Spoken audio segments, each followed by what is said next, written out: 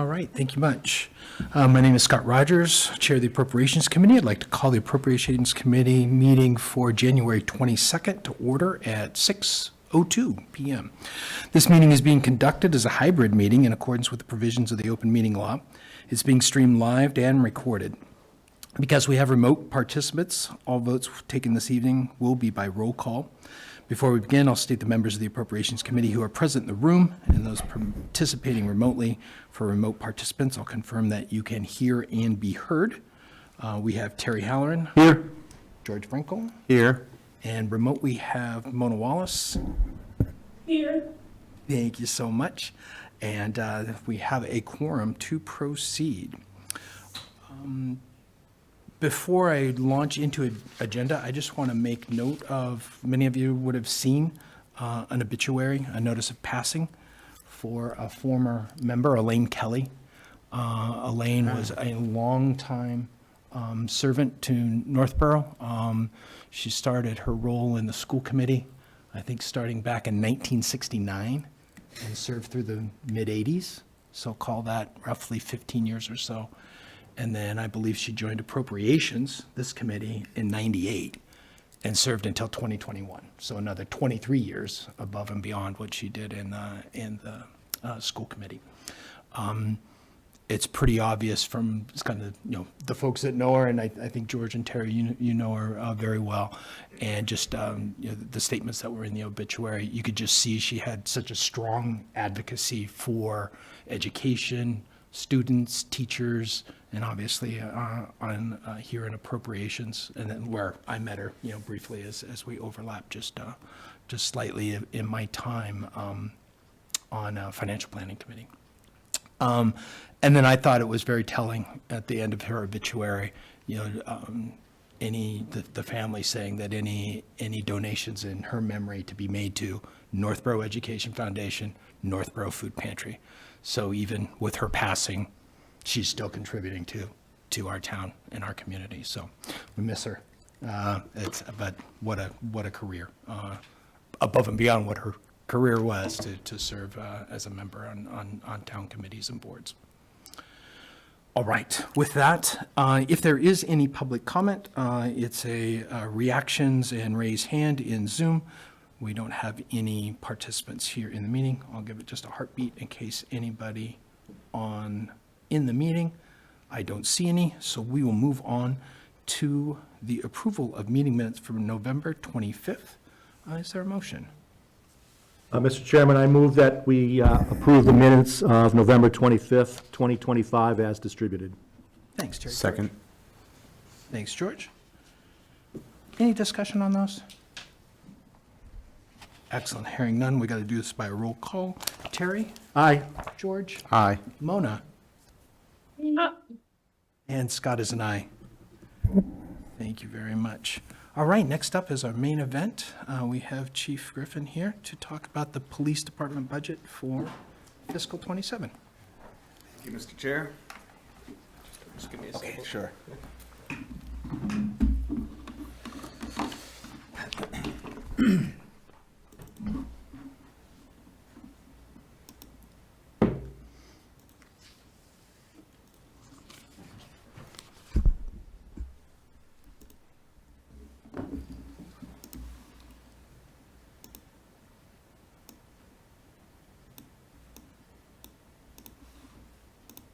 Sure that's working. Drive with these. Perfect. Great. Thank you very much, Beth. Good evening, everyone, and thank you for having me in tonight and to present the police department's budget for FY 2027. I have put together a slideshow like I've done in the past, as I think that's a kind of a good way to summarize everything that I'm going to be talking about, but I'm not going to rely heavily on the slides. I do a lot of talking, and this is just kind of keeps me in track a little bit. So I like the first slide because it's, as we're here now in the new year, it looks like we have a new building, thanks to the support of the various committees and the townsfolk. Our building is finally done with the with the project outside, with replacing all the wood and the new paint and all new glass front windows. And I think come springtime, you'll see greener grass as opposed to this picture, and some landscaping. But we're really proud of that, how it came out. I think it's a sense of pride, I know, for the people who work there. Walking into a building that looks nice is an important thing to them. Once again, we're really happy with how it came out, and thank all the voters for the support on that project. I'm going to be going through some of these slides fairly fast, but I included our mission statement. And I like to highlight our awards that we receive. It's always nice. And we received this again for the second straight year, as one of the studies says we are the safest community in Massachusetts. And again, something that we take great pride receiving those type of acknowledgments. Just a little slide, some pictures of the past year. And for me, it's about connections and community, and having my officers out there in the community in these different roles that you see here, whether it's doing a toy drive for the Christmas time, a youth police academy, various events throughout town that you're going to see our officers. One of the highlights I like this past year, we got going. One of the goals was to get our internship program going for high school kids. We've always had college kids, and we continue to have the college kids, but the high school had reached out to us asking if we'd be willing to take on high school kids. So this is our that picture on the right with the female in the pink polo shirt there. Mia just she actually did a spring semester and asked if she could come back for the fall.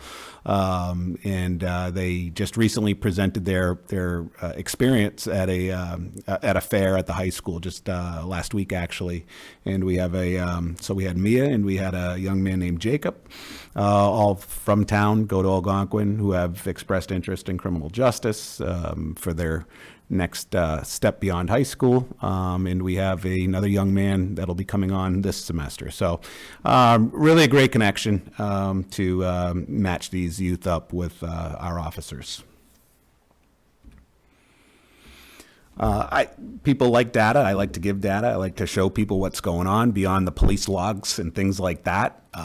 These were our calls for service in 2025, just a little bit of a snapshot. Excuse me. We responded to close to 22,000 incidents from January 1st to December 31st. Our officers closely work with the fire department, and we assisted them with about 1,200 medical emergencies, fire, or any sort of rescue call. And as I said, below is somewhat of a snapshot of some of the incidents, key incidents that took place. Just to highlight a couple, unfortunately, that mental health number is something that we continually deal with, and it just seems the trend is going up. Family offenses is domestic violence cases.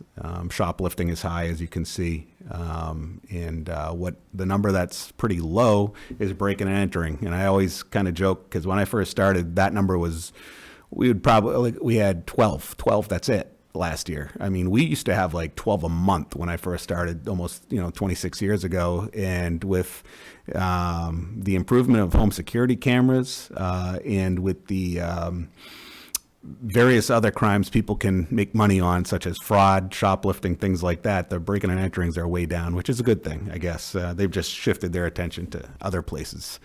We conducted close to 7,000 motor vehicle stops last year. That's a number I am proud to share because, as you know, and I say it over and over again, number one complaint is traffic.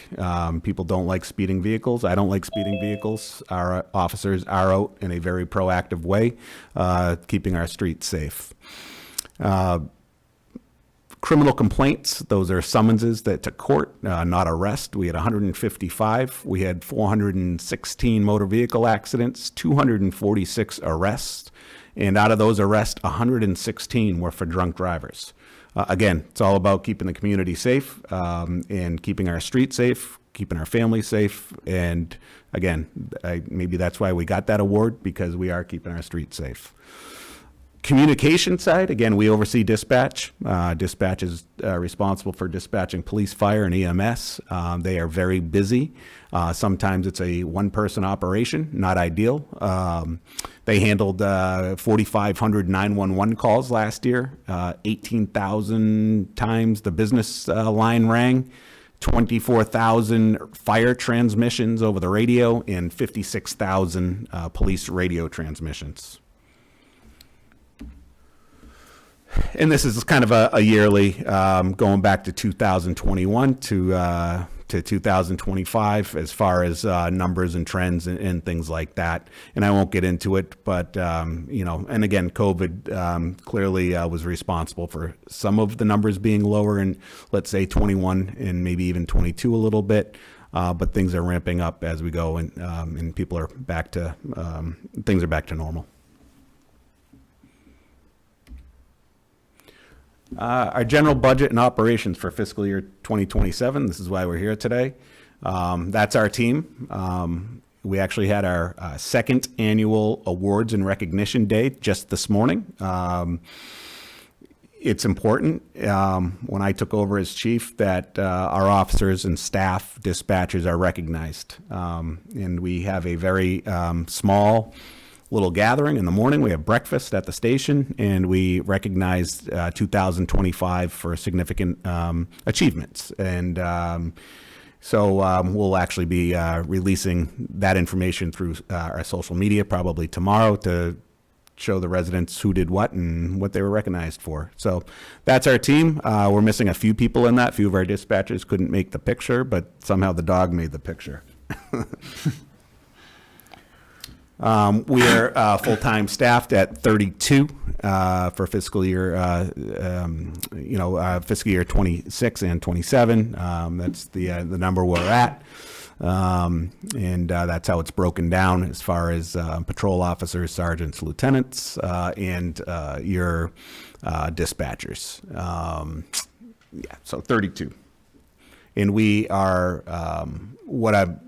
when I mentioned it today, knock on wood, the last couple of years we've really been able to retain, and that's critical. Is train and retain, and we have a really close knit of. It's really a close group, and that's nice. That they're all happy, working hard, enjoy where they work, and they're staying, which is great. That's just kind of our flow chart as far as who's assigned to what. We have an administrative lieutenant and operations lieutenant, and the administrative lieutenant is responsible for the detective bureau, but he's also responsible for our accreditation, which we're going to be we will be reaccredited this year. We'll be the team will come out to go through all our files, our policies, tour the station, and that's almost a full-time job, is maintaining accreditation. The lieutenant who does it is probably 5-6 hours a day at a desk making sure our policies are up to snuff. So come fall, we'll hopefully once again receive our accreditation.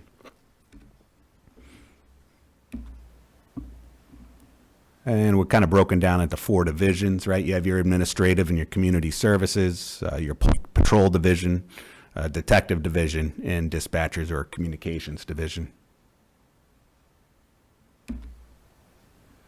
I'm not going to, belabor these next couple slides. I'm not here asking for any additional staffing. I recognize the financial constraints that our community is in, and pretty much every community in the state. The community I live in is having these same discussions we are having. And again, I actually gave this presentation this morning to my staff so they could, see what I was asking for or not asking for, and I explained things to them so they understood. I'm not bashful in saying we need more police officers, and dispatchers. But I also understand the situation. So, last year we asked for, but we didn't really quite get there and adding a dispatcher. So that didn't happen. And then this year, my plan was to come in and ask for an additional officer, and I'm not here asking for that. That's why there's a strike through. But it's still there, right? And that's still a need. So I just wanted to, I'm going to keep the slides, and maybe we'll revisit it when we hit the lottery. But that was that's my goal as the chief, and what I feel our town needs, a town our size needs, in the next, by 2030, I would like to hit that number to increase us from 24 police officers to 28 police officers. And I did not include a slide about the dispatch, but that would be, we need to increase our dispatch staffing as well. And again, I'm not going to hit this hard, but these are where we compare to other towns our size and the number of officers they have. And these are Worcester County towns, and where they're at as far as population and total officers. Brian, I don't want to do Yeah, go ahead, another Jason. presentation, but I just want to make the point that yourself, the two lieutenants are also counted as police officers. Yes, correct. For the purpose of that measure. Yeah, so we're full-time staff. Yeah, thank you. So That's clear. To get from, you don't have 24 patrolmen. Correct. You have That's it. It's me down to the sergeants, correct. lieutenants, and yourself. counted. Yeah, that's everyone. Correct. Yep. And then we have 7 dispatchers and 1 executive assistant. Makes 32. So thank you. So really the nuts and bolts of why I'm here, right, is the budget. I'm here to report that we were able to produce a level service budget with an overall increase of 2.7%. Salaries and personnel items increased by 4.2%, or about $180,000, while operational expenses decreased by almost 12.5%, or $40,000. This resulted in a net annual budget increase of $97,000. The total police department budget for this year is $3,702,000. And this reflects contractual wage increases for the police, patrol, the sergeants, and the dispatchers, and wage increases for the non-union personnel. It was a contract year. All the contracts have been signed, and that's a good thing. What explains the decrease in operational? I was asked if we could get our numbers down a little bit. So I went through with a fine tooth comb and tightened the belt on areas where, at the end of the year, we had extra. Okay. All right. So, would I want that $40,000 back? Sure. Looking at the big picture of where we are financially, this is what I was able to do, and I'll go into that in a minute, to get that number at 2.7%. Okay. These are your salaries, which are, contractual items, which we really don't have any control over. These have been signed as of this couple of months ago. And here's where, George, we were able to reduce some of the line item expenses. And unfortunately, I don't have a connection right now, which I was hoping to, but we have, actually I'm straining my eyes here a little bit, but that's okay. Just little things that added up to about, over close to $50,000, a reduction in our radio equipment maintenance. Looking back, we haven't used a lot of that right now. That could change tomorrow, where some major thing goes, right? Contractual services, we eliminated some of the software that really wasn't being used. That was like $1,800. Little things like that. Are we really using this software? We're paying for it annually. It's not great, and so we got rid of it. Right. Okay. So that's where we're trying to tighten the belt a little bit to come up with these savings. even our, telephone, our cell phones, which every cruiser has a cell phone. The MDTs, the mobile data terminals, are all run off a cellular. So that's a big bill, right? That's, it was 22,000. Well, we negotiated some work, did some work with our vendor, AT&T, and we eliminated a couple of things, and, again, just kind of doing what a normal household budget should do. The one thing that is kind of our training budget, I didn't love to touch that, but I did. I only reduced it by $5,000. And again, that shouldn't impact us. We should be okay right there. Again, looking at past years' numbers. Looking at past years, we probably, we padded it maybe a little bit, but I'm big on training. I think that'll get us through. We'll be okay. A lot of the training has been or had been online, and again, because of COVID, right? And everyone's so comfortable doing online now. And I asked the officers flat out, what do you like better, right? And the majority like going in person better. They like in person better. Not necessarily for what they're getting from the instructor, but it's the networking. Yeah. That's huge. Right. And it's like, on a lunch break or a coffee break, hey, how you guys do things over there? Or what, and you come back with some great stuff. So that's been critical to get them back in person. Again, a lot of times they still have the option of doing it remote. And that's okay if they choose that. But getting them back in person is really important. So I think I'll, take a look at how it's going this year and see if we need to bump that back up next year. But I'm pretty comfortable that should work for us. Vehicle maintenance is a big one on there. I didn't touch much, right? Only a couple $1,000s. We are, last year we came really close to that number. We had one transmission went and it was $9,000, right? So I'll talk about the cars in a second, but again, didn't want to cut too much out. We should be okay. What I'm presenting here tonight, I'm comfortable with. Again, I came back with a reduction of almost $50,000 to get it down to that 2.7%. Again, with the salaries and the contracts being signed this year, everything was kind of a little wonky, but I'm pretty good with what I'm presenting to you. So I'll touch upon the capital real quick. I asked last year in the FY26, it should have been a 3-vehicle year. The financial planning committee at their presentation, they said, would you be okay with 2 cars instead of 3? I said, yes, I can do that. But I said in FY27, I'm going to be asking for 3 because I want to get back on that schedule. It's important to maintain that schedule. Again, here I am now asking for 2. And people are like, why aren't you asking for more and more and more? Because I looked at our fleet and I chose this because I thought it was the right thing to do. We had 19 cars.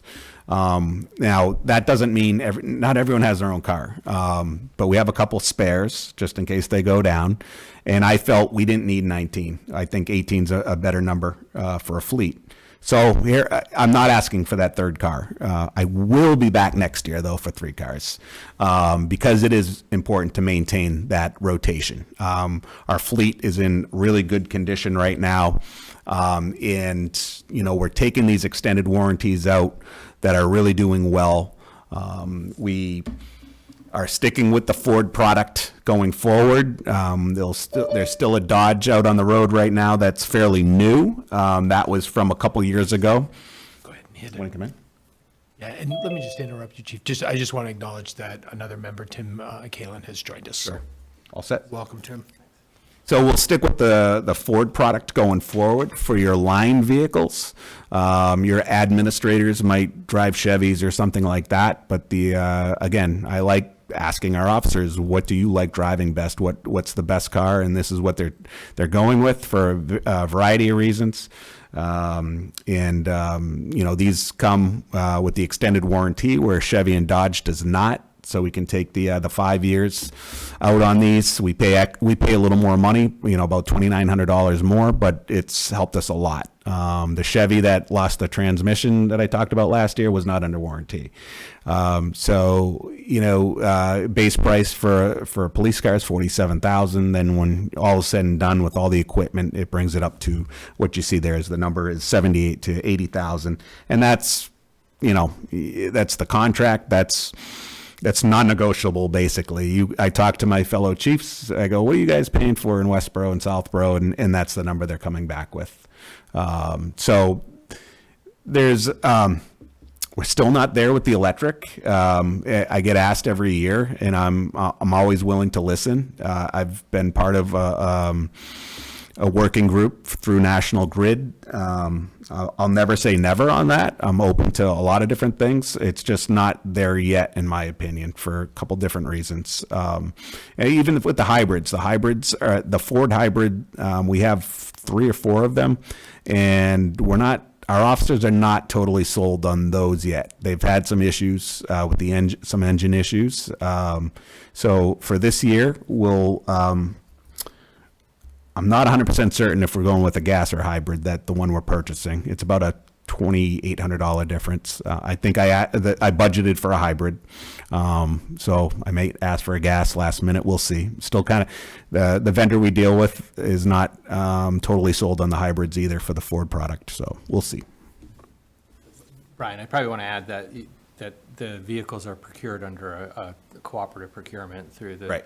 Usually you use the Plymouth County bid, or is it the Greater Boston? Greater Police Boston, Council? I believe. One of the two Correct. prominent cooperative bid programs. exactly. So it would make sense that you're paying similar to the other towns, because I assume the other towns are using cooperative. It's procurements. pretty much exactly the same price. Yeah. You don't just go down to the dealership and ask them Nope. for their best deal and go to their sales manager. It's bid out, so Yeah. we know up front what we're going to pay for these vehicles. Yes. And the other point I would make is that you're not being irresponsible because you have a couple extra vehicles, but you're not taking a No. risk by. No, I mean, as I said, the detectives have their own cars. We have a couple cars for, spares, because when they do go in the shops, they're often there for a long time because there's only so many mechanics that work on these vehicles. Most of the fleet gets handled in town by our local mechanic, who does your simple oil changes and routine maintenance. But anything that's under warranty will go out, and those are often, we lose those for often a long period of time. So yeah. Yeah, and I would also add, it's important to look at the cost of those vehicles in relation to, if you ever had an emergency whereby 3 of your vehicles died within 1 year, and you only had the resources for 2. This body here has the Appropriations Committee Reserve Fund that they manage, and the cost of one of the vehicles, these vehicles are more readily available than the lead time that's required for That's a correct. fire or a public works vehicle. That is correct. So if worse came to worse, you could come back to this committee and ask for a transfer to Right. cover Yeah. a vehicle at the worst possible case. Yeah, and again, we take a lot of pride in maintaining our vehicles and making sure they're up and, as you said, they need, there's not many things we need, but that's one thing we need. That is our mobile office, to get people to, that they're calling for us to get there quickly and safely, so, yeah. And again, just last slide on just the vehicles, but, looking at the big picture last year when I took over, we were trading them in after 4 years and or 100,000 miles. Now I believe we can get at least 5 years out of a vehicle, especially with these nice warranties. It's all about the warranty. And that's our current fleet and the rotation, our replacement schedule, and you'll see FY28, what will eventually be turned in, and we'll be asking for next year. And those are the two vehicles we'll be seeking this year. One's a patrol vehicle and one is a administrative vehicle. So two vehicles with a cost of approximately $140,000. So the other item, so we have the cruiser replacements on the capital for this year and a taser replacement. So our current tasers are over 7 years old. Taser recommends replacing them every 5 years. Every officer is assigned their own taser. It got brought up in Capitol, can they share? They cannot share. You're issued your equipment. This device right here, if it was used in the line, is then removed from the line of service. It's analyzed, it's uploaded, data is uploaded from this, and it's very critical that every officer is assigned their own taser. Taser is an interesting company. It's owned by Axon. So Axon is primarily known for their body cameras, and there's really no other product other than Taser. So it's like a monopoly. Like we're stuck, So they set the price, and that's what you get. So again, asking around when I get these quotes from my fellow chiefs, what are you paying? What'd you get quoted on? It's all the same. It's an amazing company to have stocking, I guess. But anyways, our current tasers are about 7 years old. They're the model X2. The X2 model, of course, Taser is no longer making and supporting. We currently have 4 tasers that are currently out of service because of issues. So we cannot get them replaced. This is not something we want to roll the dice on. These items need to work if we need to use them.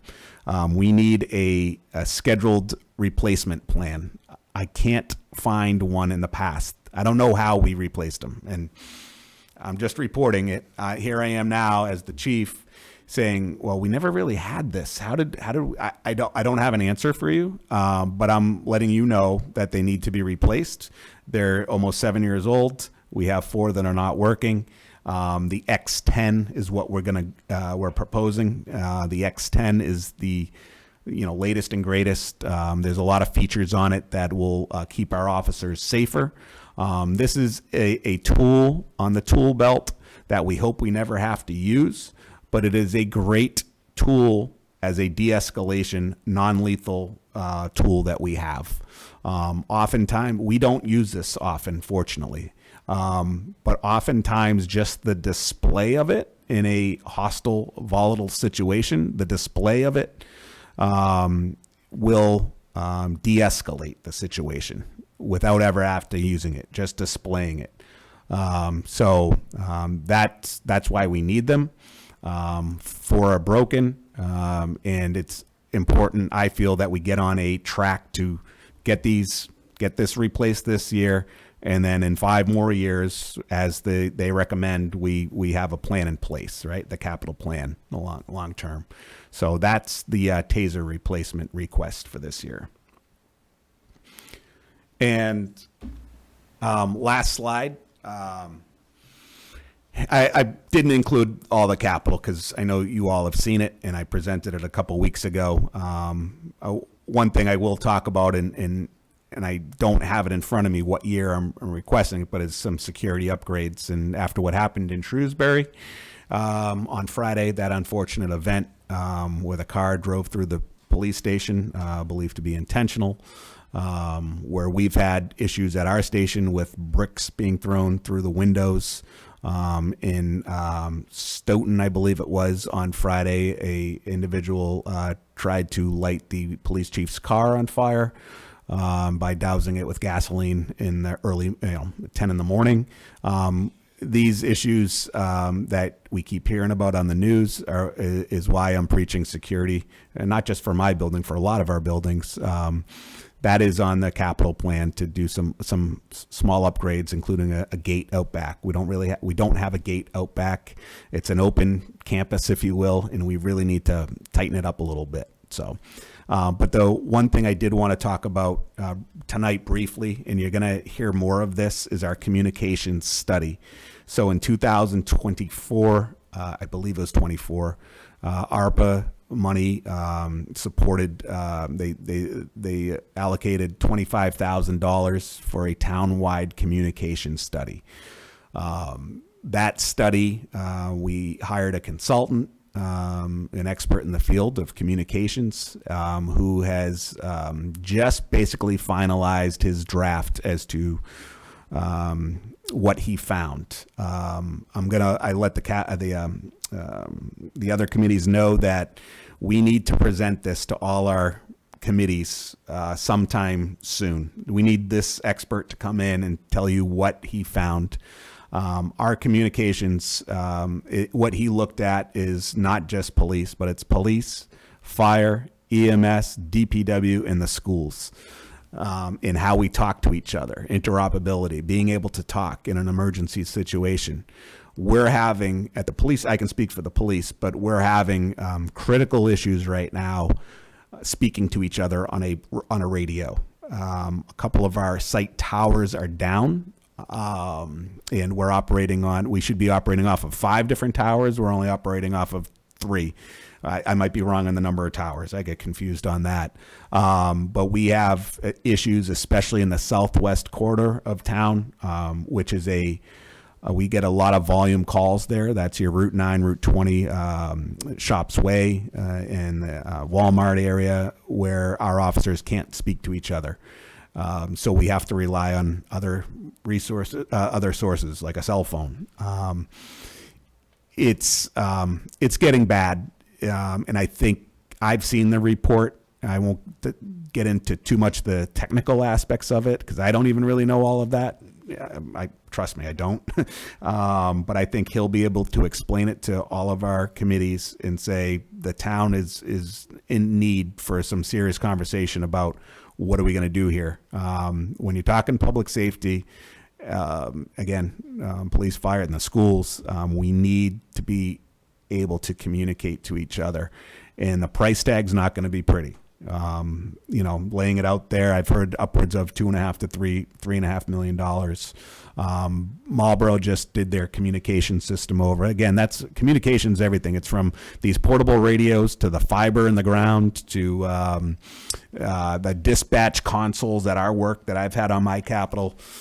There's a lot of areas that this communication study looked at, and I think whenever he's ready to present and how we do that, I'm not sure, but I think we need to have this conversation sooner rather than later because it is a critical need. That's what I've been told. So I'll kind of leave it at that and open it up for any other questions.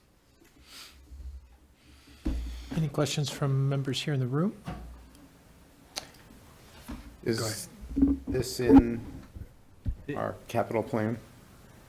The communication study, no, it's not, to answer that question directly. We don't have anything in the capital plan for that So yet, this $2.5 to $3 million is something we're going to have to find. in addition to Okay. everything else that's in there. Yeah. Okay. Yeah, so again, we first started hearing about this back, I think it was the financial summit 2 years ago where your sergeant or Chris Carlton. I think it was Demos that was at Gotcha. the. That's right. I wasn't that there. Yeah, I that did wasn't the there. presentation. That's correct. But he talked about it then, and I know it's always been kind of mentioned as an issue, but I think that's when some of the efforts started getting put in place to kind of quantify what would have to be done with this communications issue. Correct. Because all the radios, all of the former, you're speaking about it very clearly, and it's very understandable. A lot of this stuff goes over people's heads when they talk about the radios and dead spots in town and so forth, but this sounds like a very critical process, so it should be in the capital plan. So So we're looking forward to seeing Sorry to the interrupt, report Jason, and getting that but in George, there. I had 2 of the items in my capital plan: portable radio replacements for the police department at approximately $240,000, and that was for might have been even next year, 28. Again, sorry I don't have that in front of me. So that was in it, and as we've been here, and even when Bill Lyra was here, talking about redoing our dispatch communications center. at the police station. That's part of it too. That was like let's say a $350,000. So there has been mention of it, and there is a plan for those, but this is kind of But that's way short. 100%. Right, okay. 100%. So- All right. And that was just my department, not these other Yeah, yeah, departments. okay. The multi-year. Oh, yeah, okay, oh, yeah, that's what I was looking for, yeah, right, so communications center renovation for FY '28 for $490,000.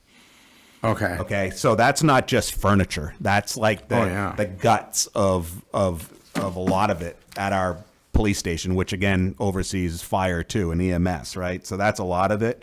And then the portable radios replacement, again, another, same year. Yeah, so FY '28 for 220,000. So it might, so there's, almost $700,000 right there. So it has kind of been mentioned.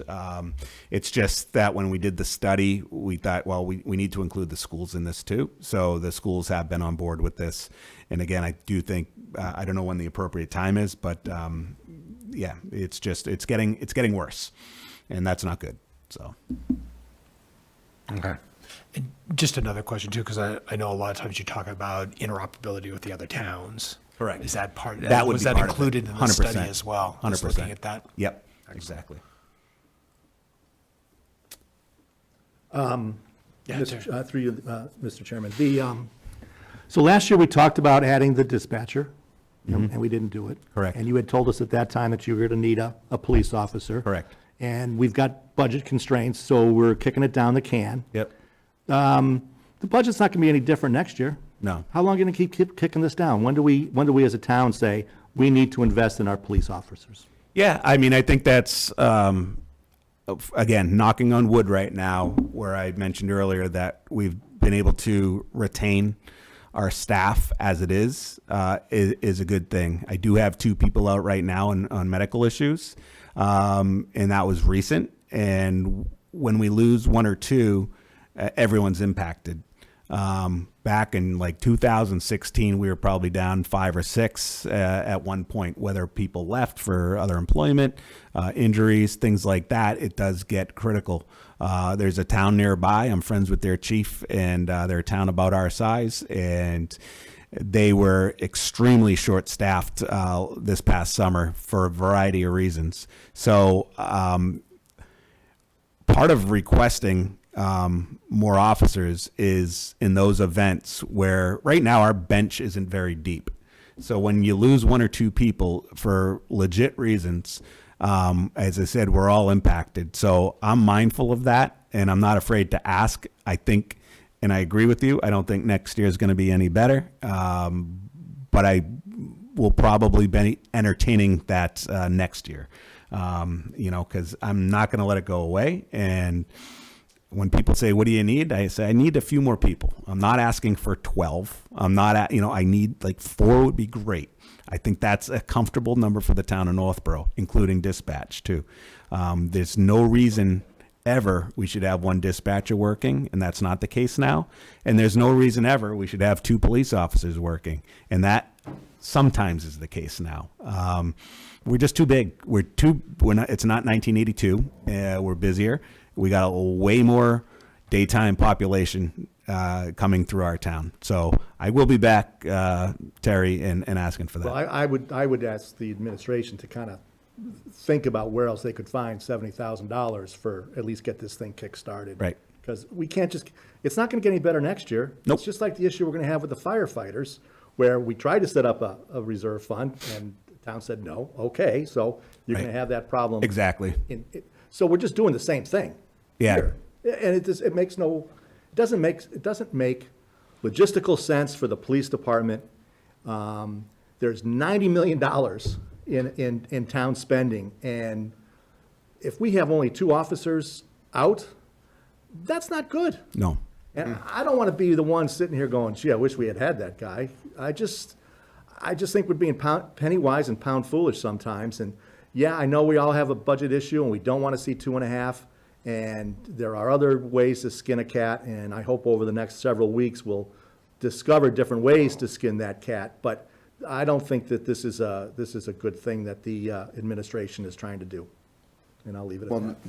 the hard part of this too is, are we putting more pressure on public safety to avoid, because we're increasing much more greatly in other areas? And do we have our priorities right across the departments? And that's something I think we need to ask ourselves. And hopefully over the next several Yes, weeks, as we go right, through different departments right. and have dialogue with administration as to Yeah. what we'll recommend to town meeting, that Right. some of that stuff can get flushed out. Because you did this last year too, I remember. and No, it people was like, you're oh, too this- nice. Yes, and Which- it's nice that you're nice. Yeah, but- I know. No, again, but I think there's been times in the past where people were afraid to ask.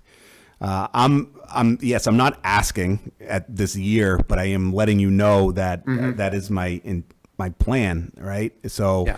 and again, I think if you look at those slides and looking at even just the Central Mass numbers as to, well, why are we so short? I mean, there was a town on there, I'm like, oh, it was East Hampton, and they're like same size town, 16,500 people, and they have 46 cops in East Hampton. You know, it's not like it's a resort town, you know, so, so. College kids. Yeah, maybe, yeah. And George, just so you know, a friend of mine in town who was a retired police officer who was at the upper levels of a different town department, of a different area police department, because we're always concerned about, does he really need these Right. people? I've got an independent source, Yeah, been a police officer for 35 years, said, he's absolutely short. You look at every FBI statistic about what it should be, he is short. yeah. I just think the town needs to be very cautious of this, and for $70,000 to start the process, Yeah. it just seems to be something to take a look at vis-à-vis other things that we spend our money on. Yes, yes. So, and I'll leave it at that. Looking and saying, you know, we gotta the- look at our priorities across this as well. With the, our minimum staffing is 2. I mean, that doesn't happen all the time, right? Our community is safe, as the studies show, right? And with some of the overtime, my overtime budget, like for instance, around Christmas time, very busy up at the shopping plaza. And, on the schedule, because someone took a day off, that would leave us with a minimum of 2. Well, I'm going to use that overtime and offer overtime up because I want more people on. So I'm very willing to use overtime, and I hope I don't return $1 because that means we need it. Let's put people out there. So Understand, That's the and way we to use appreciate it. the way you think about it, Chief, we Yeah, really do. yeah. But I appreciate your I just support, don't want you to get caught short, I Yeah, just don't yeah. think- because I'm the budget's concerned not- that you're being more conservative than maybe other departments are, and Yeah. we need to just make sure that we're putting the dollars in the right That's all. places. So- I would just add, George, I mean, there's been no town staff added for the past 2 years. Yeah. In '25, we had a huge outcry about the increase in taxes that didn't result from the debt service from the fire station. Obviously, the big story in '26 was the debt service and then employee health insurance. So all those costs are rising, so I would say in '25, the last year, the 1 year where there was a number of town staff that were added, there was a patrolman added that year. There's 5 FTE that were added that year. A number were split amongst different departments, one being, counting the FTE for the DPW administrative assistant, which is split with enterprise funds and so forth. But one of the full ones that was added to the budget, and again, the freeze on hiring, it's not a hiring freeze for positions, but adding positions was put into place in '26 because of the limitations that we have. Right. That's all that came from. Let me just make sure. Tim or Mona, any questions from you remotely? I just have one thought, just going back to what the chief was saying, and I'm wondering, are there values for how much it costs in overtime over the last year?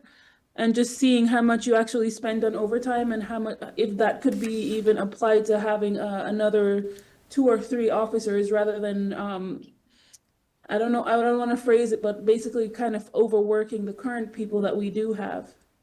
it's a great question. Do you want to go back to your detail slide with the budget? No, I don't think so. I've got the last year, prior Oh, year. yeah. I mean, I think I can just speak to that. I mean, figuring out the overtime budget is such a, again, a roll of the dice type of thing. If we lose, again, we're down 2 right now due to medical, therefore their shifts need to be filled. That's overtime. So if we have a good year where we have no one injured or out, sick or medical, or no one has left our department to go to another department, that's a great year where we can add people to the Christmas time shifts, as I call them, that help us cover where I think we're a little low.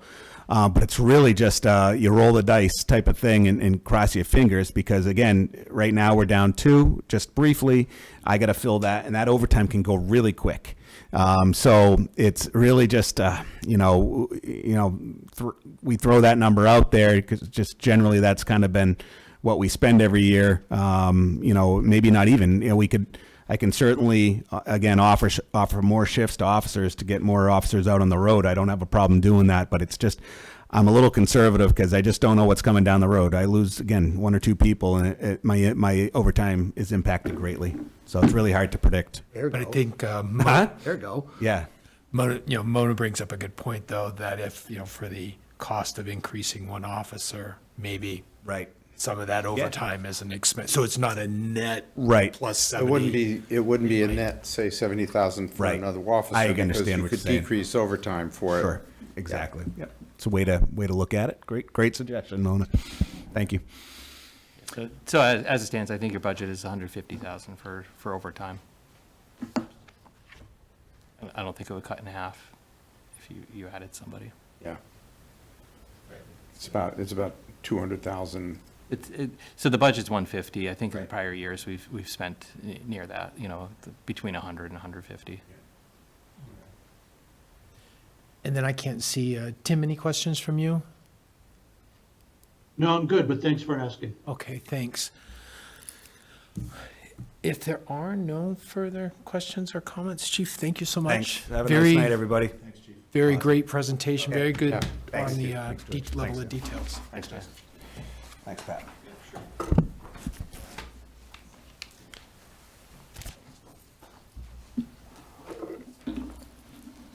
Chief, it's gonna snow this weekend. Will you be out patrolling as well? Sure, absolutely. Boots on the ground. Someone asked me, are you busy, in snow? I'm like, honestly, when it's predicted to be really bad, people stay home. And it's quiet, knock on wood. It's those Don't 1 jinx inch it. snow, like today, when Yeah. you woke up and there's 2 inches and everyone drives. Those are the tough ones, So Yeah, the big ones yeah. are normally easy, as long as ice isn't an issue and trees are falling down. But I'll be out there, Terry. Thanks, Chief. We had on the agenda as the next item to talk about White Cliffs or other special topics. Stephanie couldn't be with us tonight, so I'm just recommending that we just pass over that item. We'll carry that forward. Do you want me to share? I know last night it was a posted meeting, so there's no secret that it happened, but there was an executive session with the select board last night where the topic, continuing to discuss the terms of the pending deal with Elegant Banquets, which is the party that won the RFP. It's likely that this the lease and a proposed possible TIF will go to town meeting in April. It's probably not likely that this would be coming to a special town meeting before then. The deal seems like it's coalescing back to a lease arrangement, back to similar to what was originally proposed, and it's continuing to unfold. On a future meeting, probably on a next meeting, this agenda item, I want to cover White Cliffs, St. Gobain, and Fort West Main.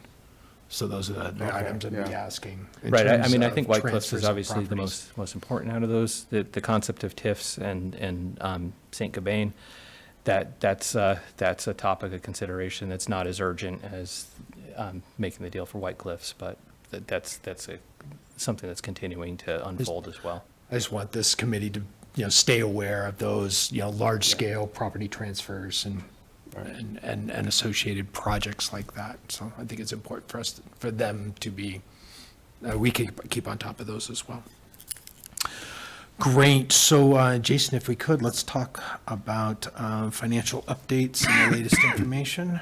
Okay, so, again, I wish I was sitting in front of you with a completed budget and all the answers, but the last budget update I did for the select board, not a lot has changed, so that memo is included in the packet for tonight. And I'll just review some of the items within that to kind of tell you where we are, because we have a budget model at the end of that memo that has not changed from 2 weeks ago, so from January 9th. Town's health insurance, we've changed our broker to, we went out with an RFP through our JPA. We hired a different firm, won the RFP through the process. We've been working with a company called Borislow Insurance. They're based in Massachusetts and have a number of municipal and public school clients. So they're familiar with the line of work. They've been productive. We've started the ground running with them. We've already had one meeting with the IAC to discuss potential plan design changes in the renewal this year, which we're hearing is going to be in the neighborhood of 12% for on top of the 17.99% we saw in 26 for our active plan renewal. So we're continuing to look at the claims data and work through that. I think one of the savings for, in general, it's not something that the town is doing, but the treatment of GLP-1s obviously is a discussion that's happened nationally and statewide and amongst every health plan. Harvard Pilgrim's no longer going to be covering the GLP-1s as of the plan renewal. GLP-1s for weight loss reasons, it'll still be covered for, the GLP-1s will still be covered for the on-label use, which is diabetes and so forth. So people that are prescribed it will continue to be able to get it if it's not for weight loss. So I believe that's a change that's happening rather globally throughout all health plans. It's not something that needs to be bargained with employee groups because it's a unilateral change made by the health insurer, not by management here. But we're still looking at a 12% increase given that those news. And again, I looked at the size of it. That's a $906,000 increase to the budget. So that's something that has to be funded within the town's general fund. So we're working on it. And I think I asked, I can't remember if it might have been just through email and not as part of the meeting. Are there, we gained some ground with the joint partnership with Southborough and the regional school district. Are there opportunities to join with other municipalities that would make the pool larger and somehow give us more? There could be, and that's something that the ideas come up at the JPA level where we meet. If there was somebody that was willing to join our group, we would consider it and weigh that out. The benefit for the town with having the JPA is having a sizable pool that reaches us to a certain level where we're getting claims data monthly and we can evaluate it as a group. And it's a relatively similar demographic across one group. As my understanding is that they're relatively similar in terms of a risk pool, that we're not adding on somebody that needs to find a health insurer because they've had such bad claims. We're all similar groups of people in that group. So we reached a certain level. Would we achieve? We wouldn't achieve, we've been told, significant savings from adding a few more people or what have you. I think we're at a good size. I think there's about 1,100 plans or people being covered by the JPA as a whole. So that's a credible size for a plan. So we've seen a lot of good results as a result of being part of that, notwithstanding having a 17.99% renewal last year. But that's more a factor of the cost trends rather than anything What about related to our demographic. there's a percentage covered by the town and a percentage that's covered by the employee. Mm-hmm. And what is it across our town people, and Yeah. how does that compare to other? So it's a little unusual, but between our sharing of the premium for town employees is the town pays 70% of the cost, and the employees pay 30%. The school district pays 75-25, so it's a different contribution rate for the school department employees, but How- that's basically, it's either 70-30 or 75-25 for all of us. Are there steps we can take to deal with that? And, I don't understand why it has to be different. And then the other question is, how does that compare to other towns in central Massachusetts? That's a good question. I mean, I think that, Northborough's generally had more conservative contribution rates compared to neighbors and so forth. I don't have that statistic in front of me. And by conservative, you mean, In terms of like the cost sharing platform of 70-30, that's more than, when you say conservative, does that mean the town contributes a More? lower amount toward the. a lower amount? Yeah, a lower amount than a lot of the other municipalities in the Okay. area. So, from what I understand. When I started working in municipal government, it was 90-10, and that's been, revised Right, as right. years have gone by.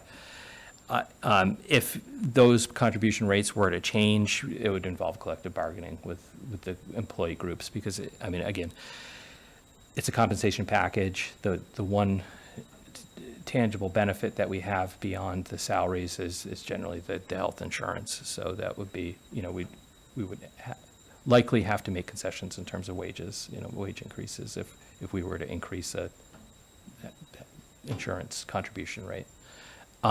We are talking about modernizing the plan, where our plan now, it's been described as rich because there's no deductible, there's only co-pays in it, whereas over time, the town is self-insured for some of the higher co-pays. There's an inpatient, outpatient, and, this history is included in this memo here, so we can see that those maneuvers were not made without a good effect, because we've averaged about a 3% renewal Right. annually up until the more recent years. Right. So those were recommended through our consultants, all those changes as we've gone along. So we've worked productively with the employee groups to accept those changes. So this year, we're talking about, we're one of the few municipalities left that's not including a deductible in its active plan. So we may be going there. With the JPA, the plan design has to be the same across all the three groups. So it's a little of a difficult thing to get through, that we're going to have to get through. But right now, we're planning for a renewal at 12%. The claims data from the consultants reveals that we're running at a level where they would have to underwrite it at, it's looking like 16% would be what we would be offered if we were on the open market, but they think that they can negotiate it with the underwriters down to 12%. So we're kind of at the front of this, being aggressive in terms of what we're planning for the renewal at 12%. Another question I had, Jason, and I don't know if Borislow has offered advice. Is there any advantage of looking at other insurers or joining GIC or something like that? Is that where Yeah, those discussions happening? I think the plan designs are relatively different with GIC. The GIC's had a lot of challenges over the past few years. So yeah, they look at those options. Those would be Okay. brought forward to us. Again, over all these years of renewals, we've done better than the GIC with Oh, good. Okay. typically. There were some challenges with the GIC where they were freezing enrollments into plans, and I think they're suffering from some of the statewide issues that we have with consolidation of the plans. There's not that many insurers out there at this point, so that's the challenge. That Gotcha. what's going on there is going on with our plans as well. Thanks. So again, health insurance, that was the biggest budget breaking item last year where it came out of the woodwork late in the process. And that's what we've been just paying so much attention to it over the course of the year to try to control that cost somewhat.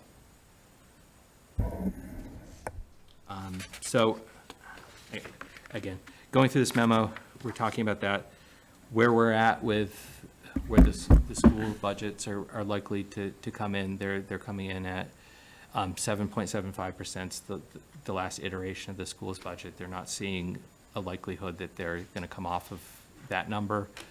The region's budget is coming in at, they're estimating a 6.6% assessment increase. So funding those items obviously is where we're having a challenge making a balanced budget with a fixed rate to give people budget instructions.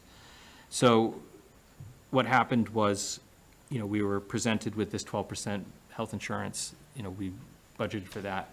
That's where we came up with, we boosted our local receipts in the budget. We, made some other small maneuvers to get back to a 2.9%, which is what we presented at the summit as what we thought there'd be 3% available for budgets, to stay within without needing an override. So these projections now, using those numbers, it's still, we're still in the neighborhood of needing a $1.5 million override. So one of the other mechanisms that we pulled was cutting the OPEB contribution as well.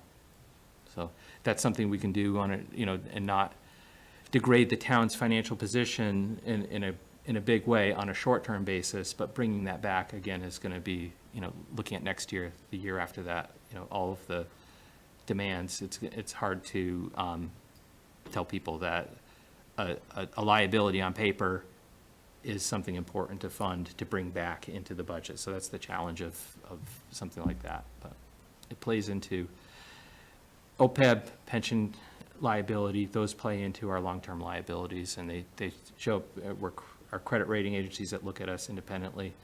That's something we're looked at, and that's looked at unfavorably for the town.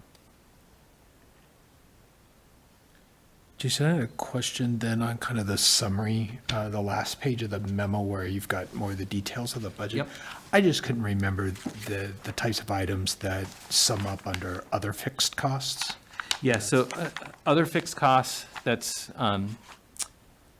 the town's insurances that are the property liability insurance. It's the overlay. For abatements. For abatements, yeah, the amount that we budget to provide for abatements.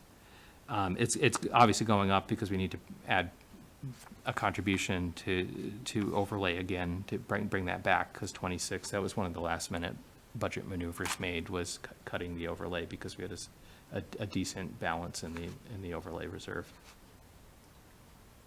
So overlay, what else? It's everything that doesn't fit elsewhere, but other fixed costs. But Other. it's the things that aren't departments. It's it's I can list them out what adds up to that, but it's primarily the insurance and overlay. Okay. Yeah, because naturally your eye is drawn to the large change items there. Yeah. When we had our budget planning earlier kind of thing, talking about 2027, we went back and we asked the departments for two things. We asked them for a level services budget and a level funding budget. Mm-hmm. And they identified what would happen if we tried to do a level funding budget. Right. Do we have to just accept a 7.5% increase in the budget because that's what they say they need? Or should we go back to and say, is there a number we should target that's between a level funding budget and a level service budget that keeps us more in the realm of 3.5%? Or what we can do that would keep us from requiring an override and, again, position us for you know, where we're going in the future. Because, you know, Another way we've had a to- couple of years of really big increases, and it just, do we expect it to just be the norm that we're gonna do a 7 to 10% increase every year? Another way I'd like to ask that question is almost specific to the schools. Because, you know, obviously with the town departments, we have Well, this it's discussion. two-thirds, right? one-third, yeah. For the schools, right, if we let the normal process go, it's something voted by the school committee, and then it's an up and down recommendation from us. So I'd like to know what sort of opportunity there is to have a dialogue between appropriations and school committee as their budget is being created. I know it's almost too late because they're finalizing, but I think we don't have an opportunity Right. to discuss and adjust the 75% of the town's budget. And that's where I think there's an opportunity to talk about and understand, you know, how the school budgets are built, and, you know, where there might be opportunities to have the residents understand, you know, better understand and for ideas that come in. And let me turn it over to you, Terry, because you've been doing this longer. So one of the things that I keep coming back to, and I mentioned it with the chief, is that the budget dilemmas are not, we don't have any cushion anymore. So the issue is, partly, are we going to kick stuff down the can, kick the can down the road, or are we going to make some meaningful adjustments to buy ourselves some time? So I know I harp on this, and I know, Jason, you're going to tell me that, no, it doesn't fit policy, and it's not something to think about. But I still stand that a Proposition 2.5 override is bad. You run the risk of it not happening. You have the fight over which particular budget item you're going to put out there. It's That will lead to a level funding budget. it has to be a last resort. Yeah. And I don't think we're at a last resort. I'll offer the following, and the town, you guys can either address it or not address it at some point during the budget process. But we hold to this $500,000 of free cash being used for an operating budget from a policy that was written in 2010, when the operating budget was $50 million. We have a rainy day fund, which is approaching 8% of operating budget, and our guidelines are between 5 and 10. We have different ways to do 2.5 overrides. Maybe it's a capital expenditure override, not a permanent operational override. I look at this, we don't know enough about the school's budget, but from what I read, it seems like a big portion of that is a one-time upcharge relative to special ed. Well, if we're not going to have that same kind of increase each year, well, maybe there's a way to use stabilization to get you through the year. I think unless we model out 27 and 28 with the help of the school department, and I know we're only supposed to be dealing with this year's budget, but I don't think you can do it in a vacuum, and we've gotten ourselves into a vacuum again. And I think all of those tools need to be looked at. If it comes back from, outside financial experts that say, no, you can't do any of that stuff because it'll ruin your credit rating, well, I don't know. We're not going to borrow $60 million for Peasley School if we're doing operational overrides. It's just the town's never going to approve that, in my opinion. I could be wrong, but, Yeah. and the other piece we have to think about is when we're going to do financing in the future and issue about taxes, the Algonquin Regional debt exclusion, that ends what, in 2 years? In 27 is the last year. Yeah, so you've got some of that to kind of play with, to like figure out, how do we get through some of this? How do we get back to a place where we can maybe not have 2.5 levy cushion, but at least get ourselves back to a point where we can live within it? Because living within it is really important, I think, Yeah. personally. From a fiscal perspective, from a town perspective, I think that's all very important, and I think we need to look at all of those different tools. And we're not doing that unless we really take a hard look at what 27 is and 28. You got to look at 28 to Yeah. make these decisions, and we're in a blinder right now, is what I see. So Yeah, I mean, I think like for the exercise at the summit was that if budgets went up 3%, health insurance went up 4%, when would we need an override? And that question was answered, that using those small increases that have been smaller than historically have been, those constraints haven't been put in place in the past, it would be needed in 28. So 27 obviously is coming in higher than a 3% for across all those things. So what you're saying about free cash, I mean, free cash is not going to recur in a way that, you know, we're setting ourselves up for a structural deficit if we apply too much free cash to the budget. That's the point. It depends upon what you expect certain other expenditures to do going forward.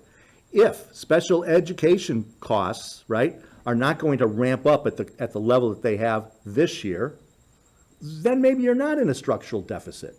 But you can't just say it without modeling it. That's my opinion. Well, yeah, but the issue is that we have modeled it, and we saw that an override should be on the horizon for 28. I mean, if we apply some free cash to the budget, that's not predictable and able to be modeled, like how much free cash we're going to generate every year.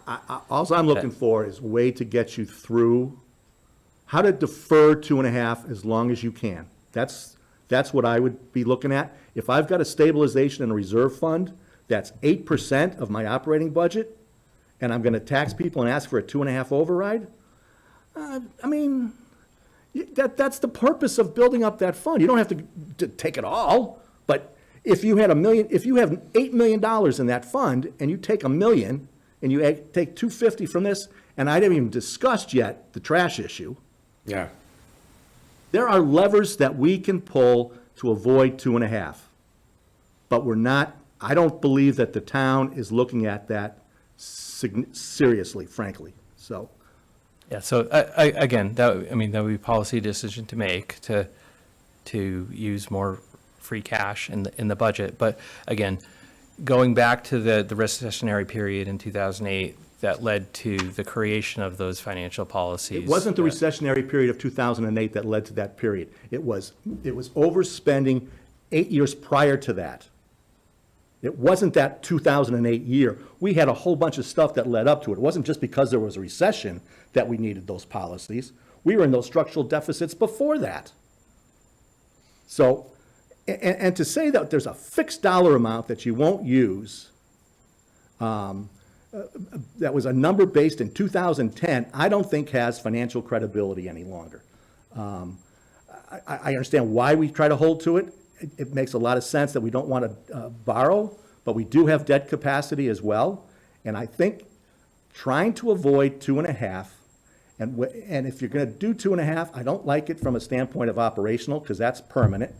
If you need to use it for a capital expenditure assortment, fine, and let the voters decide up or down on that type of thing. But I think you need to give them more choices than to say, we're going to put up 6 teachers at Prop 2.5, or we're going to put up 4 firefighters for a 2.5 override, and if you lose all those, you lose them. I don't think that's the proper way to go about trying to manage your budget problem, so. And from the standpoint I could be standing alone on that, I don't know, but that's where I'm at. The standpoint of then going to the residents and saying, we're increasing your taxes like this. At the end of the line, we're saying, hey, these are the costs and this is what we need to have the town budget we think we want. And that's going to affect your budget where they're not getting a 7% increase in their income and are therefore making hard choices.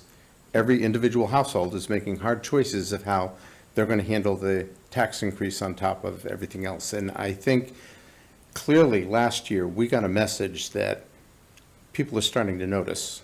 And I just think we need to be very careful about what we bring forward. And I'd hate to say, hey, it is what it is. What are you going to do? That doesn't feel good. Yeah, so we're repeating, right? Yeah. Some of the things we talked about last year. Yeah. And we had hoped we'd not be in a situation we were down at the end of a budget process, and there's no opportunity to have changes. Right. The status quos. So I guess that's what I'm asking is what can be done so that these ideas can be discussed. For me, I just look at where's the biggest increase, where's the most opportunity to make some change. I'm not saying school must be reduced, but you look at numbers, and we just had the chief do everything he could to tighten his belt and public safety. I'm not seeing similar changes in schools. Obviously, we'll have the superintendent, invite him to come. Right. come Speak And to on this our group. schedule And- though, Ryan, we've got at the end, and I'm asking now, I'm realizing that that's not going to work. The Is to problem wait is it's until too the late end, at that point. We're right? just being told what It's it like, is. what can we do with the school committee right now? Because ultimately, they vote on something and we're Yeah. either up or down on it. And it would be helpful if the school committee could help us with some concept of where they're at on Peasley. Because it's kind of like, I know, it's like a big thing hanging over Jason's head. How the hell am I going to finance that thing, and how am I going to keep everything status quo so that everything goes smooth when we have to go finance that thing? But I feel like I'm flying blind in terms of what best to say from use stabilization, don't use it. Use free cash, don't use it. Use capital expenditure as an override as opposed to operational.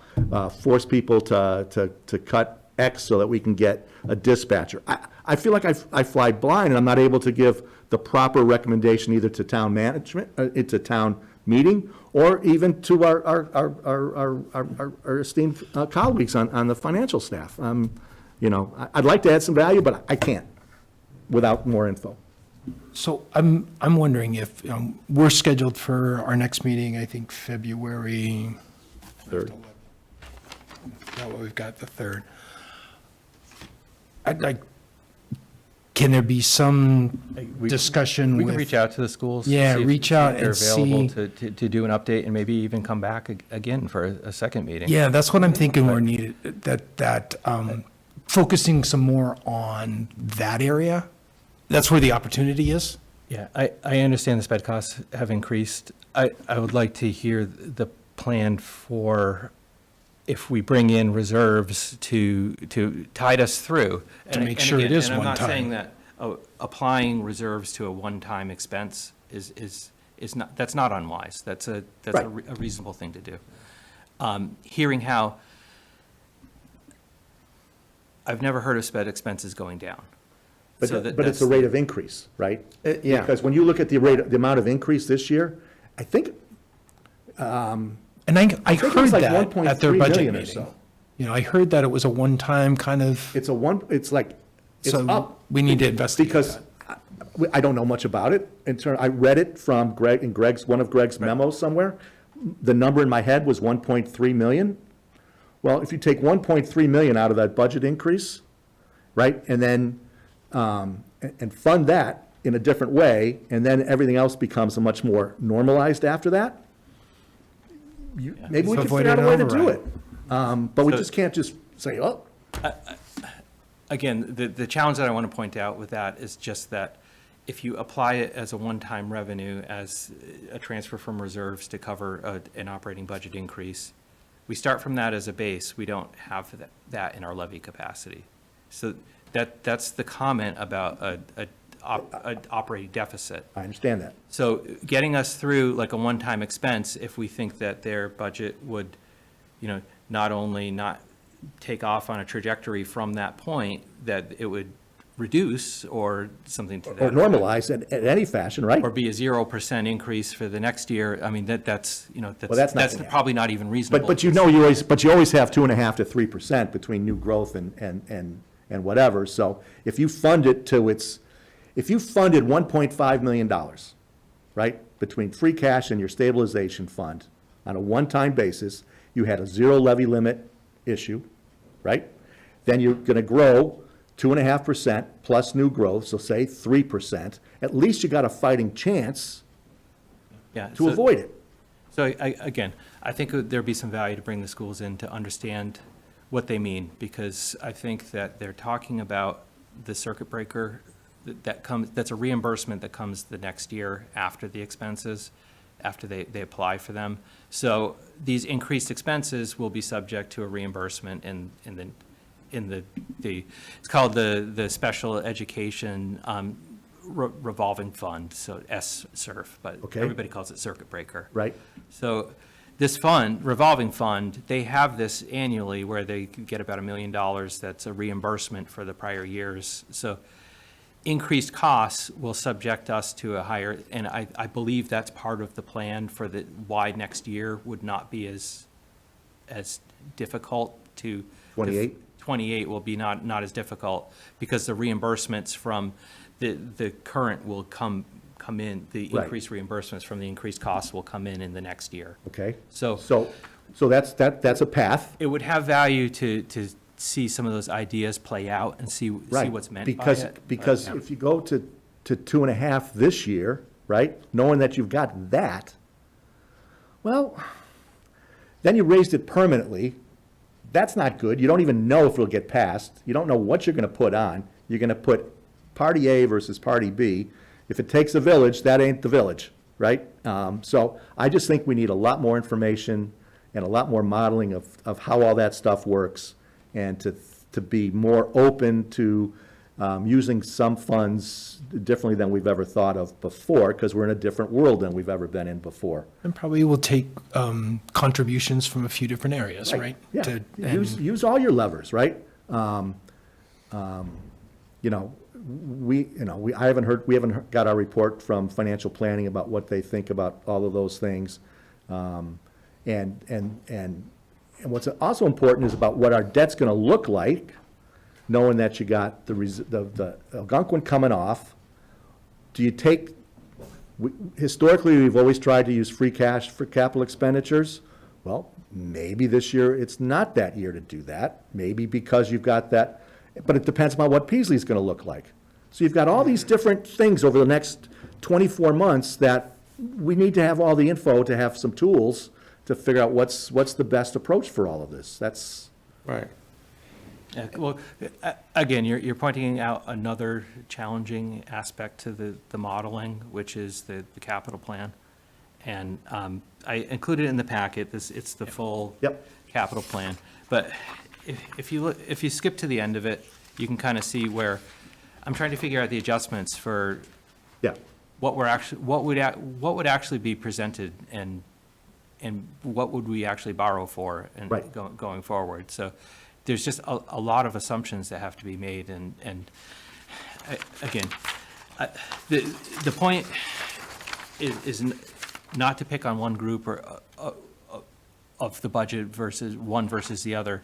But again, we're hearing about this $3 million, which is small compared to a lot of these other items that are popping up in the capital plan now that we're looking at it on a lengthier basis, and they're coming up. You know, I think there's a long period of time where we had very low tax increases, but nothing was proposed. You know, the fire station that's in the works now, I mean, that was in the capital plan. You know, we had a feasibility article from 2006. Right. That, before my time. Right. So that's been talked about for years, and now we're seeing it in 2026, the debt service for it. So I don't think all of these projects can be deferred or delayed, and there is a really big, you know, X variable in here with the Peasley project, because the estimates are depending on what options are picked, whether it's reallocate, you know, the grade levels are redesigned and moved to a bigger school, if they reconstruct an entire building on the site and don't use the original building. The ranges were somewhere between 40 and 120 million, with MSBA reimbursement at about 50%. So we would, you know, on 120 million, probably have to fund 70 million of that. And they're crazy high numbers, but that's what they look like now. So working through that, I mean, again, my only point of including this was to show the challenge of trying to figure out what we're going to have to model for the future. totally understand and totally get it. That's why I'm raising all this, because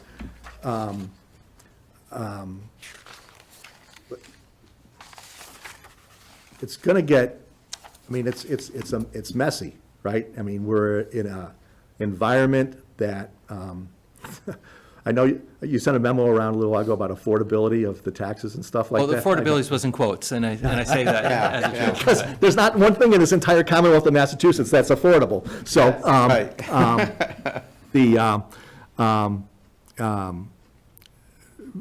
but maybe the school committee should hire a survey, a Gallup poll to say, if we told you that you were gonna have to, your taxes were gonna go up this much to rebuild a school, what would you do? I mean, because I can't imagine it being that big. Anyways, although Lexington, they did $120 million, what was the number for their high school? It was like 200 and. Yeah, it was like 240 or something like that. It's like craziness. Yeah. I mean, we're not Lexington. But I think if we try to break it down, not into, I know the capital plan should be 10 years. You should be out looking at all that stuff. But if we looked at like our debt structure and our reserve funds over the next 3 years, pick 3 years, right? We can get our hands around that and see what our choices are. I would feel much more comfortable being able to make recommendations to town meeting about whatever approach you guys end up taking. But I think that I think we should put everything on the table in terms of what's the best way to finance something, to avoid a 2.5 override operationally this year and next year if we could as well. Interested to hear what the circuit breaker would be if we have some tools this year. Let's take a look what our debt structure might be. Absent Peasley, I think you have to put that off to the side for a second, frankly. Yeah. Because if you just put that number in, you blow up everything, right? Yeah. So let's model stuff out as if Peasley wasn't going to happen. What would our debt structure look like if we did some borrowing for, more of our capital than we normally do over the next 2 to 3 years, and just see where we are from all our ratios perspectives, and knowing that because of everything's so tight and we're not going to be generating free cash the way we used to generate it. I get that. It makes everything more difficult from a financing capital expenditures going forward. We've always had that luxury. That luxury is going to go away. I'm repeating myself at this point. But Again, but it's important to point out that, debt exclusions, Proposition 2.5, outside of that, that's moving an arbitrary constraint that the Proposition 2.5 creates, and it limits budget capacity. So Yep. it's there under a law. So suppose we get an override, it's whether people are going to be willing to pay those tax increases, because whether it's debt excluded, whether it's a proposition override, whether it's related to that, it's an increase in taxes either way. So of course it is, and that's why you should avoid them as much as you can. Yeah, and that's kind of what I'm looking at, is like, we've had some significant increases in taxes, and we need it to be a ratchet, not be a ratchet that just always goes in one direction. Right, and because once you start down the path of an operational, that's permanent to the levy limit. Right. Right? And then you're gonna need that again, and then you're gonna need that again, and you're gonna, the whole point of 2.5 was to make it hard. This is supposed to be hard. That's why the Commonwealth of Massachusetts voted that in, 40 years ago, and it shouldn't go away, so. I want to give it a chance, Mona or Tim, if you had comments or questions. Nope. And I continue to, I'm not looking at the screen where I can see your faces, so if in the course of the discussion, just break in, raise a hand. I haven't seen any hands up. So. Thank you much. So, yeah, Jason, I guess let's pursue that in terms of dialogue with the school committee and superintendent to see if we can get them in for the next meeting, and hopefully that gives them some time to collect some of that information. I know they've been thinking about it, and hearing what some of the budget subcommittee meetings that I was able to listen in on, and then play those options out, and maybe we can construct something before it gets a final vote from the committee, by having that dialogue. Yeah, and, it would be helpful to, to hear an update on when, suppose Peasley were approved, when would the middle school be considered? Because there's a lot of high dollar value Yep, things that's right in their beyond, school yep. committee approved capital plan that would happen before feasibility study for the building project, and is it likely that we would do those large ticket items singularly before considering a building project? That's, there's some natural questions. Great questions. Yep. About that. So anyway, going back to, I just want to go back to the model just briefly showing. So what this shows is a balanced budget through a $1.4 million override, because that's the imbalance that we have in the budget model. That doesn't model out the effect of that permanently as being part of the permanent base. So that when we get closer to knowing where we're going with the budgets, I really want to update the multi-year plan to look at that, to see that if what's being suggested is applying, I know the select board voted to not transfer $200,000 of the free cash to reserve, so it's still in the free cash plan sitting in reserves, but just in free cash, not in stabilization. If that were applied, we'd need 1.2. Now we're down to 1.2, yeah. So if we cut the other $300,000 and made OPEB zero, that would be, we'd be down below $1 million. Well, that's just putting it off. That's the problem, though, isn't it? I mean, we're going to have to come make that up. If we don't put in OPEB this year, we're going to have. Eventually, I mean, in terms of being It's a good kicking the can idea. down the road. Yeah. It is, yeah, correct. But in order to avoid 2.5, Yeah. you are Right. kicking, you gotta kick a lot of cans down the road. That's just the Yeah. way it is, but that might be worth it. That might be a play, yep. But it's also setting us up for, Yes.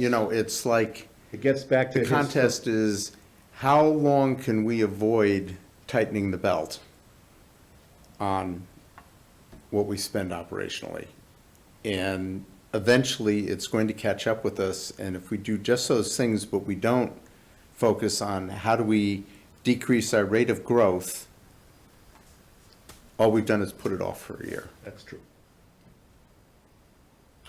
So just in terms of like putting some things in perspective, all the town departments with a 2.9% increase, it's $468,000. That's in this model.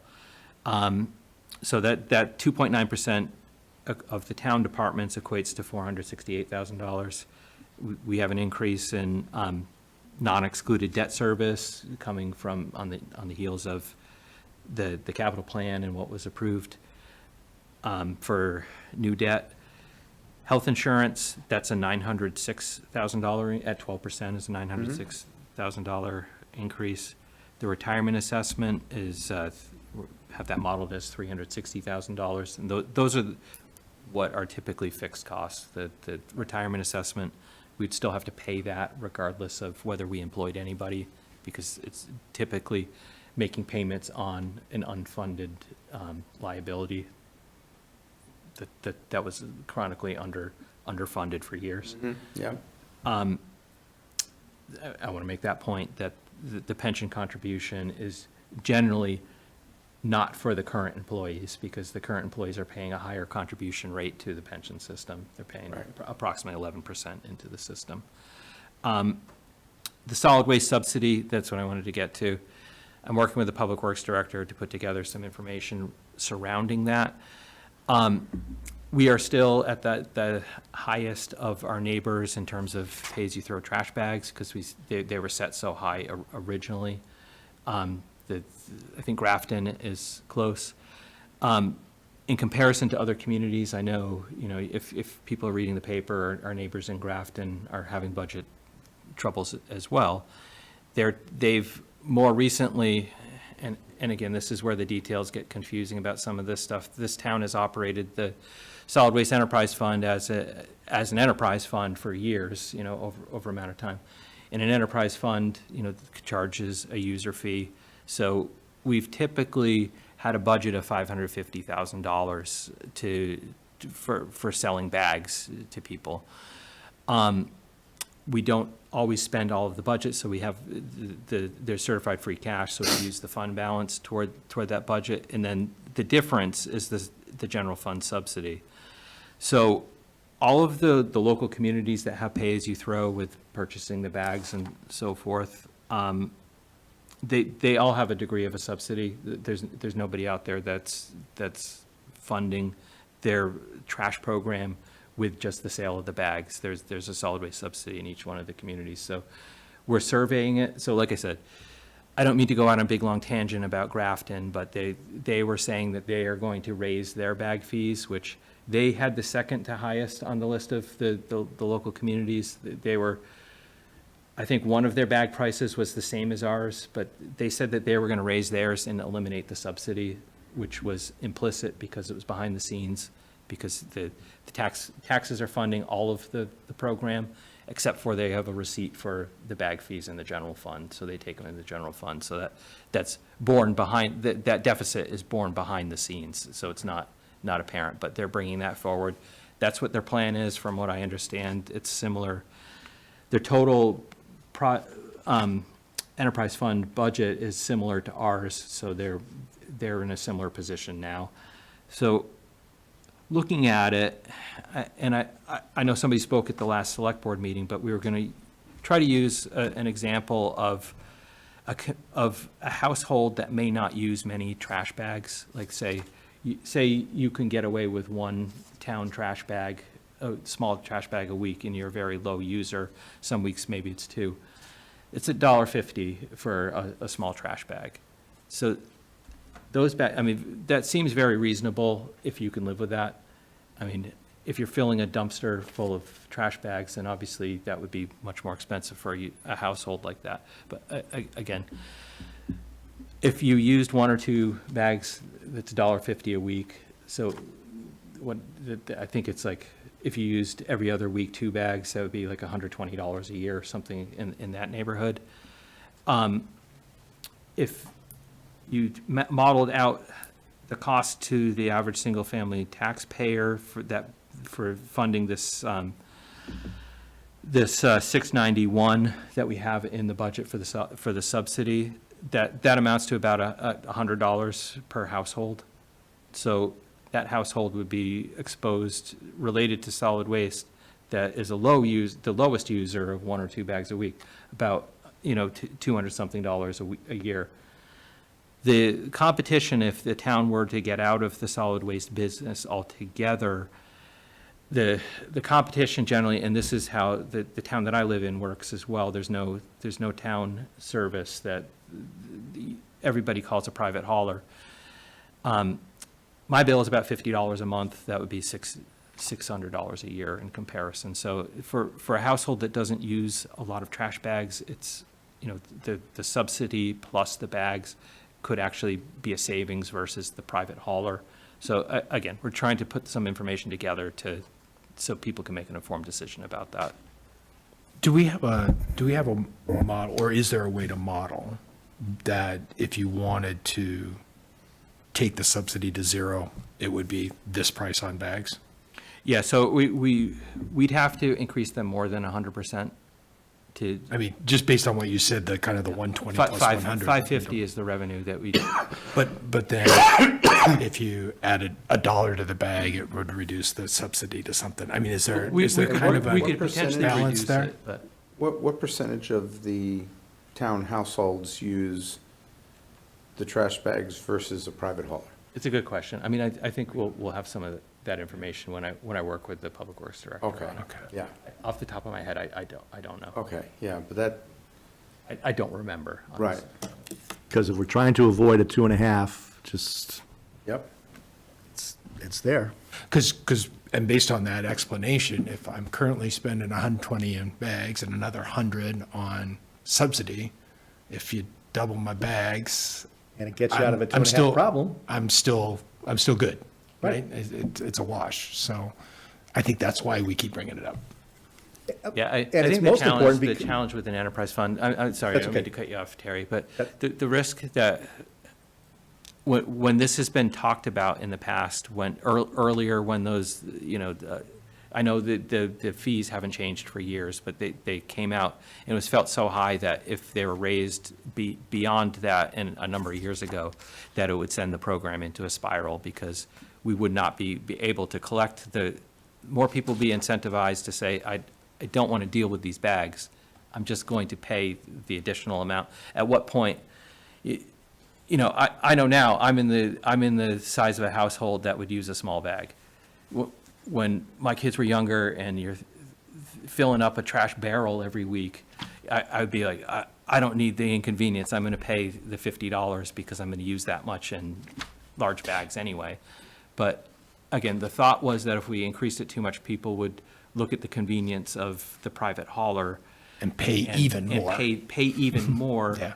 as a result of getting out of having to deal with the inconvenience of the bags. So I think there might be a balance there somewhere, but I think this is another opportunity, with But, the dollar again, I'm increase just to talking off reduce the the top of my subsidy. head, but looking at the numbers, our fees were high to begin with, and they're still at the top.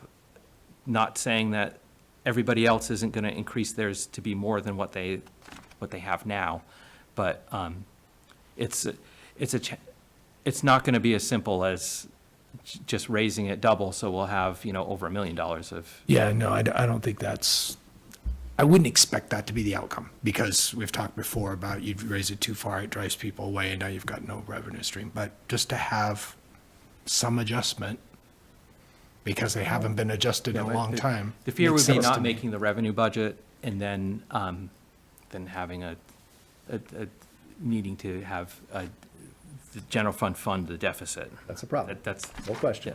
that would be, that's what I'm Yeah, afraid yeah. of. No question. Yeah. But if you made some stride towards that number, it helps with your levy limit. Yep. Oh, yeah, anything in the budget, Yeah, obviously. yeah. does So help that's, with yeah. that, yeah. So maybe you don't bring it to zero, but, Yeah, and the point too about and by the way, I've never compared my bag cost to what my Oh. buddies in Shrewsbury do. I don't know people that would do that, but, okay, you guys did it, but I don't know who would do that. It's just, Yeah, again, it's a good point. I mean, it's not something that you shop around for pay-as-you-throw trash bags, because right. I mean, at a cocktail party, you might talk to somebody about what they pay in property taxes, but I assure you, they don't talk about what they pay for a bag, so. I do hate seeing multiple private haulers go down my street. Yeah, I mean, It's like 3 different trucks come by. Oh, yeah. Yeah, that's my experience, is that there's, I mean, again, it's one of those quality of life things too, is that every day there's, multiple haulers driving down the street. There's at least a half dozen different vendors that are Be out nice if there. you could collect it all up under one. Yeah, so, and again, the other thing I wanted to point out is that 27 is the last year of the debt excluded Algonquin debt. And, 20 years ago, that was one of the largest projects that the town had ever financed, with us, paying approximately 60% of the bill. But that was a $62 million addition renovation project. And that's it's quaint that was I remember it so well. unbelievably large. So anyway, that debt service payment's $641,000 in that neighborhood. So that's going to drop off. So that will be tax impact, but that will not be Proposition 2.5 levy capacity, because it was debt excluded to begin with. So again, it's a point, it's dropping off. The issue with, when you have a long debt schedule, as it declines over time, but it declines as well because of inflation. It's a less meaningful number when you get there to finally having paid it off. But I mean, that 640 or whatever the equivalent of it was in the past was much more significant related to the budget.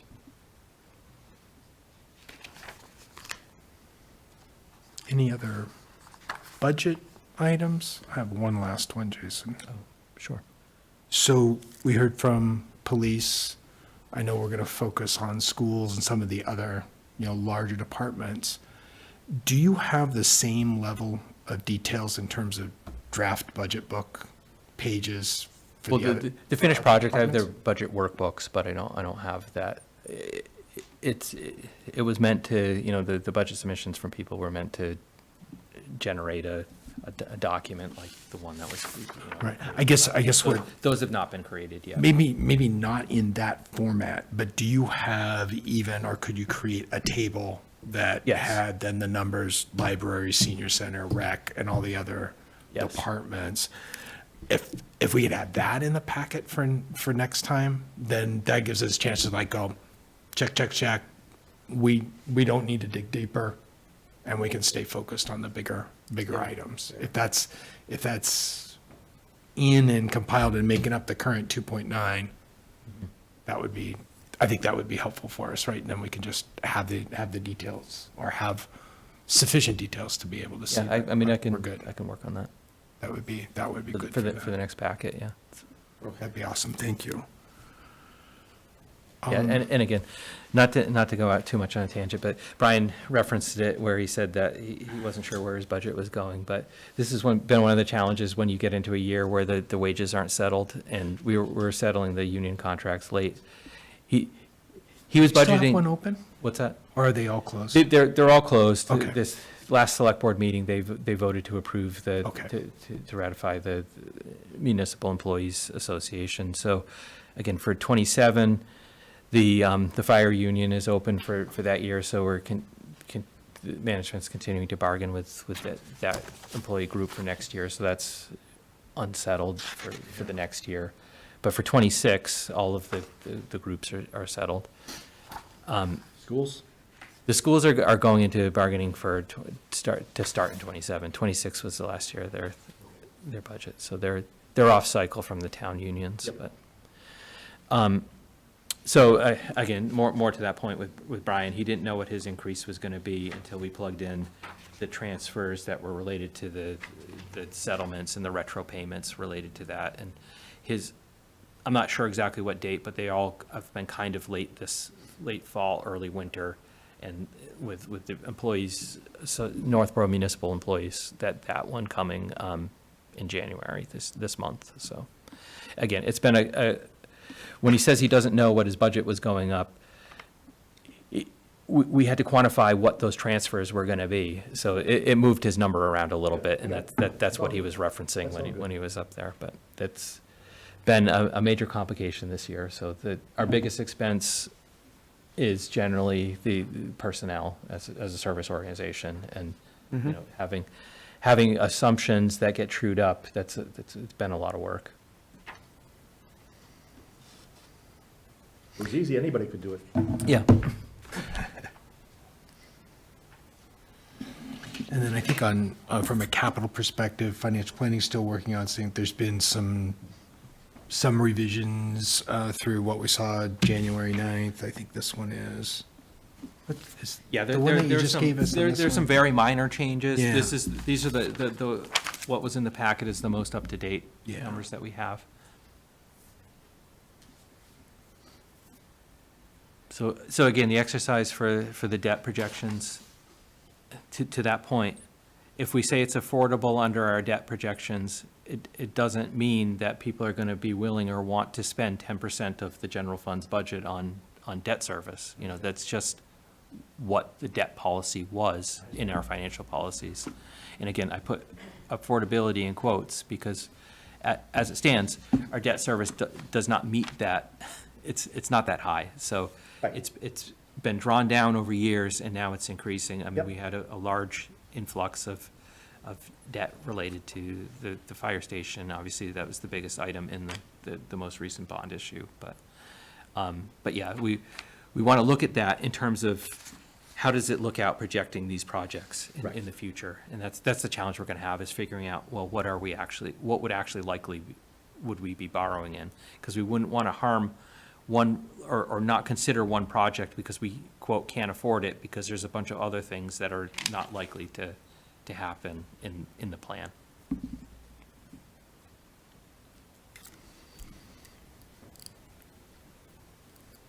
Other questions or comments? thank you as always, Jason, for keeping and getting these compiled and then Oh, no, you're put welcome. together.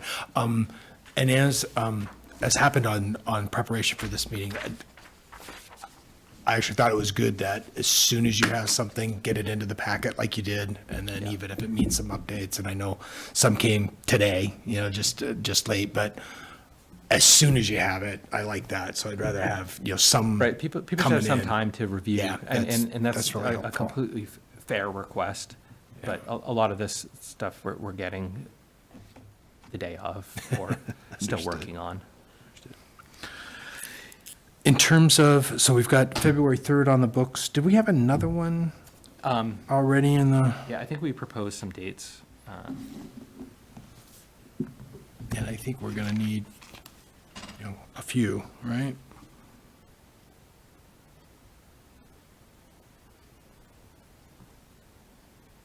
Yeah, so we have one scheduled for the 3rd, and then one scheduled for the 10th. Great. And, And I think the fire department was scheduled for the next one. I don't know if we can get the schools to come in. Maybe we can reschedule the fire. I'm not sure if anything changes with, yeah, let's stay a little flexible on that if we can get the school, yeah, On the tomorrow I'll reach 3rd, out to the school great. and see if we can and get them in. if and the then- fire can defer to 10th, that would be great. If not, let's go fire, then school. But I think having discussions with the school as soon as possible is good. And getting public works into. Yeah, and so then we'll need likely to need another date. And as we get into, what's the 17th of February? Trying to stick to Tuesdays, so it's your late night anyway. I believe that's the school vacation week, so that Oh, it may is, not be isn't one it? for the schools to. Okay. So let's look for another one, because we'll be up against the town meeting deadlines fairly soon. We don't have much opportunity, so we might have to look at a Thursday again and to keep on track. Yeah, but we'll shoot for a meeting on the 3rd. Absolutely. And then continue talking about the schedule. And, I mean, everybody's willing to meet with this group. Nobody said no. It's just, Great. I don't think that the schools confirmed the date that was proposed to them. I mean, initially my thought was, oh, let them get their business done. But now I'm realizing, no, let's do this collaboratively so that we get to an end product that's better. All right. Tim, Mona, any last bits on your side? No, that was a great discussion, though. Okay, Yeah, nothing from me. excellent. Thank you for being able to attend remotely. That's helpful to have that flexibility with folks' work schedule and all that. Jason, thank you for staying late on a Thursday rather Oh, than a geez, no problem. Tuesday, so appreciate your problem. time I'm there. Take tomorrow off. I'm used to it. Thanks. I'll be coming in, but not, So may not be here at 7. if there is no other Mr. business, Chairman, I move we adjourn. Second? thank you, Terry. Thank you, George. This will be our final roll call vote. Terry, Aye. George, Aye. Tim, Aye. Mona, Bye. and Scott is an aye. We are adjourned at, let's call it 8 o'clock even. Thank you, everybody. Appreciate it.